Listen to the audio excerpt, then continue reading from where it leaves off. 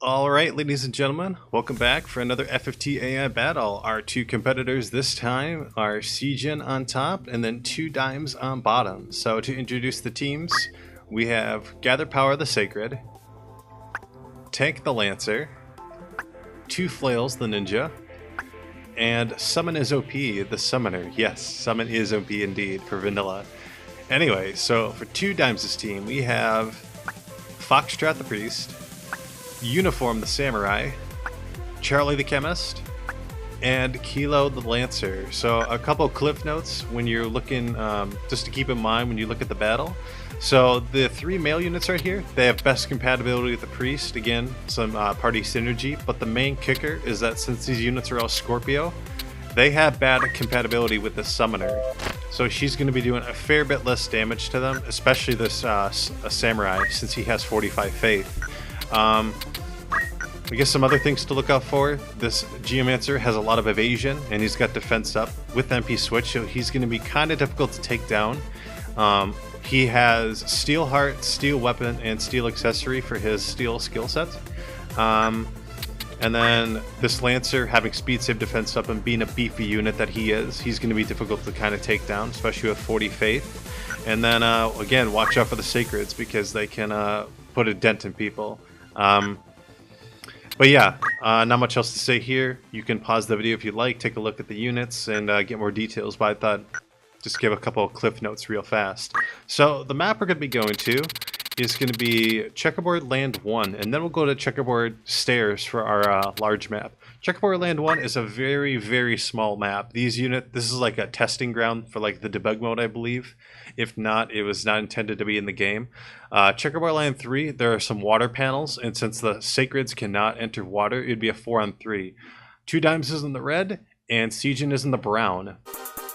So, I had to make a little edit. Do not worry about that Cheer then. It is at 9 weapon power. So I changed it. I had to re-record this because she was throwing a weapon for 25 weapon power. It is changed. Do not worry about the text. As for the battle itself, 112 damage. Mid-charge, she's got Blade Grasp. Unfortunately, she dies. So that throw in combination with the charge was able to kill him off. However, this Sacred, if they don't break the charm, he might be able to wreak havoc on their own team. Let's see though. Seijin, combination of Shiva and that, taking him down, so it's already a 2-on-4. He's gathering power, but he's got to do something with that power. The ninja might die here. No, Hamida went into play, so that's really good right there. Again, 54 damage, and he's got MP switch, so he doesn't have to worry about it too much. However, I just remembered these units don't have any more revival, I believe, so I think it's a 3-on-3 at this point in time. Yeah, this Samurai looks like he's going down. Wow, it's already 4-on-1 with a Charmed Lancer. So it's just down to this Geomancer. Again, with the Smite being so small, there's a lot of maneuverability, and it makes things a little difficult. Unfortunately, this Geomancer does not have revival, so it is a 4-on-1 permanently.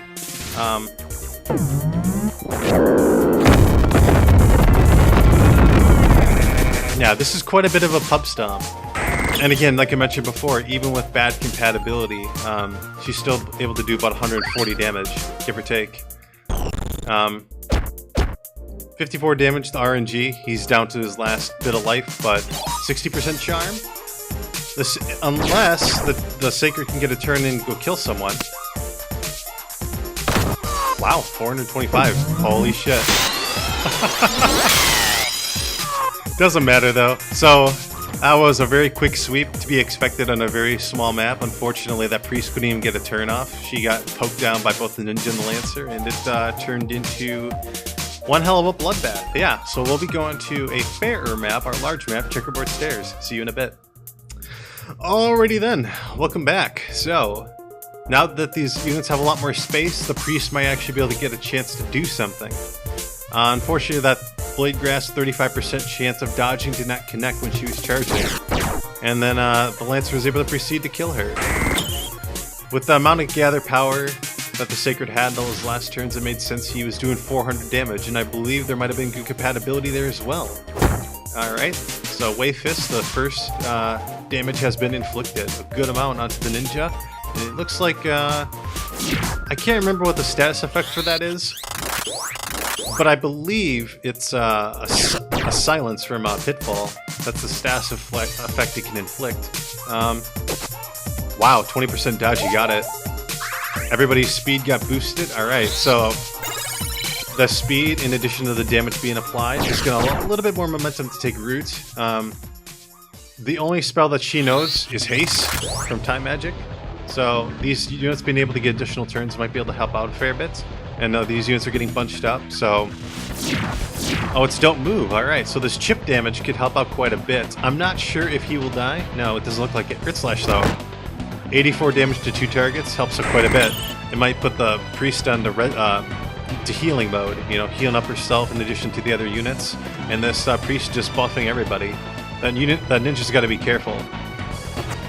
Guarded too. Blade Grasp was able to absorb the shot. A little unfortunate. No haste onto the ninja, but again, I believe it's bad compatibility. Looks like they're going to waste 2 turns on this ninja, because I believe the samurai would have been able to finish him off herself. Cure 2 on herself, she's not casting Summon Magic, so luckily 2 Dimes is able to buy a little bit of time right now. They're keeping themselves separated, which is excellent for her right there. It looks like that's a Holy for 200 damage. That Holy should go off before the summoner gets a turn in. I mean, the summoner might get a turn in, might be able to cast a summon spell beforehand, but we'll find out. And unfortunately, with Don't Move being applied, that Lancer is only able to jump away. Yep. So this map is definitely given the enemy team, or I should say, it's given 2 Dimes a lot of breathing room to be able to just move around and kind of, you know, boost their enemies. And all that Lancer does have item to resurrect people, he's going to do single target damage, and this is where the Geomancer will be excellent, just putting down units that are recently resurrected with that small chip damage. Yep, it is now a 4-on-3, and the only thing that can happen is that this Lancer is somehow able to sustain everything. Jumps out of the way of the Holy, really good job, because the Holy will not target him. He is immune to damage, and that's a good chunk of MP wasted. However, Chakra gives 67 of that back, which is a good use. This may be dodge, no. Incidentally, Blade Grasp is the only ability in the game that can avoid jump damage. That's the only check that Jump has in terms of evasion, is Blade Grasp alone. Defense up Lancer, he's got speed save, so he might get multiple turns in, but I don't think it's going to matter all that much. Damage split, good job, because it won't be able to trigger the reaction. It'll be able to whittle him away a little bit more, this Lancer. We should be going to a tiebreaker, unless this Lancer gets somehow insanely fast, but I don't think that's going to happen. He's down to 1 more attack, even from this Geomancer. Yep. And they're going to ignore him because the Holy Spell's being casted. So unfortunately the Geomancer doesn't recognize that he could potentially jump out of it. So, but it doesn't really matter. I think 1 Earth Slash or even a punch will finish him off. Again, we're just waiting for the Geomancy to apply. Net Pitfall. Oh, he's still alive with like probably 20 HP. Yep, so this is a permanent 3-on-4 with all the speed that these units are getting. They're going to get more turns in, override him. A simple Earth Slash will just finish it off. We're just waiting very patiently for the Samurai to finish it. He might even go for the double kill right there. Let's see. And look at this. Excellent right there with the float boots from the Chemist. So he was immune because he was in the air. Yep. That's a really good synergy right there with the team once again. So we will be going to our tiebreaker. Wow. So we want to have a pub stomp for like the first time I've uploaded in a while. Yep. See there in just a bit. And we're here for our tiebreaker. Yeah, I spent like freaking 8 minutes trying to find a decent medium-sized map. Yeah, it's debatable, but I couldn't think of a good spot, honestly. But you know, with this a little with the mobility again, with the mobility of the ninja, it makes it seem like the map is small, but that's just because he can attack somewhere from 14 units away. The ninja should die here, because I don't think he's going to get another turn off before that occurs. Yes, he does die. So, and Cheer Song hits 1 of 3 people, or 1 of 4, excuse me. So this is going to give Two Dimes a little bit of momentum. What's her name? The summoner's probably going to cast a cure spell. She might use Resurrection, and this will give the Two Dimes a little bit of leeway. And Sacred just being a straight-up melee unit, it's going to be a little bit difficult for him to...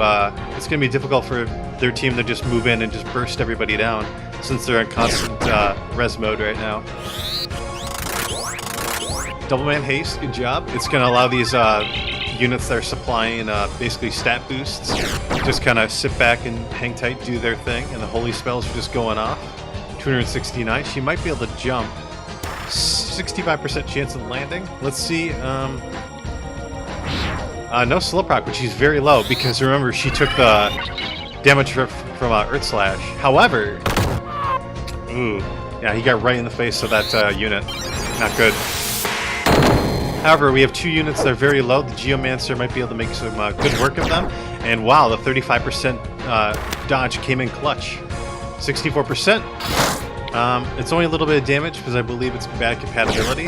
But that Geomancer, if he gets a turn off before the Summoner does, he might be able to just take her out before she gets the heal off. Nope, she does not. And she gets a double heal, so now it is a 3-on-4. So this is actually not looking good for Two Dimes now. Seijin, you know, the Geomancer, you know, I should say the Samurai getting right in the Sacred's face just allowed him to do 300 damage for free. And look, the spell's still being cast. I can't remember who it was on. Mimic Titan MP switch going off. Good job. Let's see. It might kill her. This will kill. It does, sadly. 108 of 100 HP, and now it is a 2-on-4, and it's up to this chemist to try to resurrect everybody. And that Samurai is being abandoned. His counter is going down. He might crystallize very soon. I'm not sure she'll be able to get a turn off. We'll see. He's being focused right now. 54 damage. The Geomancer can tank a little bit, but Chemist took 130 damage, which is pretty decent. Any petrifies? No petrify. That could have been a tie turner. Fortunately, it was not. Another kill shot. Let's see. Nope, she guards it. Cure 3. Alright, they can still come back from this. They can still pull it off. It's just they need to resurrect that Samurai right now. They have to resurrect him. Because even if he isn't going to be able to do a whole lot, like, he could still just be like basically a meat shield. They're going to be targeting him. That jump should go out before the Cure 3 spell. And that is a recipe for disaster right there. That Summoner is going to just melt these units away. Dragon Spirit going off on the Chemist. Good job. He can stay a little bit alive a little longer. And wow, Blade Grasp came into play 2 times. That's a game changer right there, because had that gone off, she'd be dead. Dragon Spirit came in clutch right there as well, because... Oh wow, she stood in the range of the Cure too. That is not good. And... Wow, that's 240 damage even though he's got defense up. That's really good damage. I think it's because they have good compatibility, so... Wow, Ether for 20. Doesn't really matter here. She's charging up a spell, she'll probably die if this hits. Nope, she dodges another 35%. That Blade Grasp has just been coming into play multiple times now. It's happened once on Seijin's team and twice on Two Dimes. Goddamn. Alright, so unfortunately RNG did not go Two Dimes' way. It went into Seijin's way at the very end there. And yeah, it was interesting to say the least, even though round 1 was a little bit of a slaughter. But yeah, congratulations to both of you for having a good time participating. Yeah, congrats on the win, Seijin, and Two Dimes. Thanks for playing. Hope to see you guys again. Take care.